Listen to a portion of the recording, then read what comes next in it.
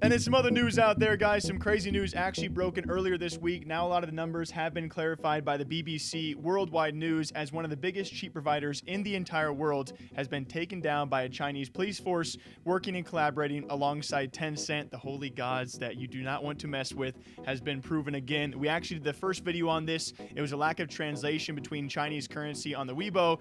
We thought 760 million. They were averaging $10,000 a day. So people were like, that number does not make sense. But still, 76 million in revenue for a company who now has at least 10 people under arrest, 17 cheats taken down. It was a subscription-based service, or you could have, a daily fees as well. A lot of numbers in the BBC article if you want to check it out. It's just crazy how much money is in this shindig. Yeah, it's not bad.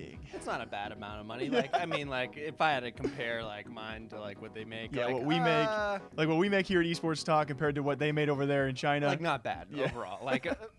But yes, definitely crazy that people were out there making that much money. I know in my head, I knew people were making cheats and sell them. Oh, you knew that in your head? Off of it, but I didn't know it was that much. It's a crazy amount of money for anyone to be making on cheats for a different game that isn't even your game. I mean, you and me come from RuneScape backgrounds, and we've heard about RuneScape cheat makers who maybe get by making you hear about in the tens of thousands per year, and that's just for RuneScape Gold and botting and stuff. And even to that, I was like, whoa.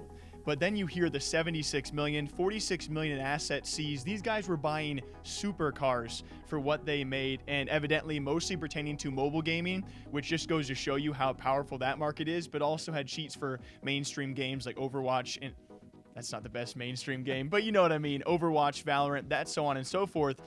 I mean, 76 million buckaroos. You mean RuneScape cheat makers don't drive Ferraris and Aventadors? It might be a dead giveaway to Jagex if all of a sudden these guys are. I mean, that was one of the main arguments against it. These guys are buying supercars. Evidently, it's like those old mob movies, right? Questions are going to be asked. I'm not sure that's how Chinese officials actually track them down, but the fact they worked alongside Tencent, and I mean, it's just hard to fathom 10,000 buckaroos a day from kids just wanting to cheat. And to be fair, that seems probably like a small number. I wouldn't be shocked if, based on them having 76 million in the bank even, I wouldn't be shocked if that number wound up being much, much higher once they finish the investigation in terms of the money per day. Because mobile games, the amount of money you can spend on some of these mobile games is absolutely wild. And it's even, not even just the big ones, not even just Clash of Clans, or if you're playing in the Asian market, not Arena of Valor, just literally any microtransaction game, you can just find yourself on there screwing around your phone. Next thing you know, if you're not careful, it's $40 gone on your next phone bill. Yeah. But imagine that plus for cheats. It seems insane. Yeah, they also mentioned subscription-based things, $10 a day. BBC said some people were paying $200 a month.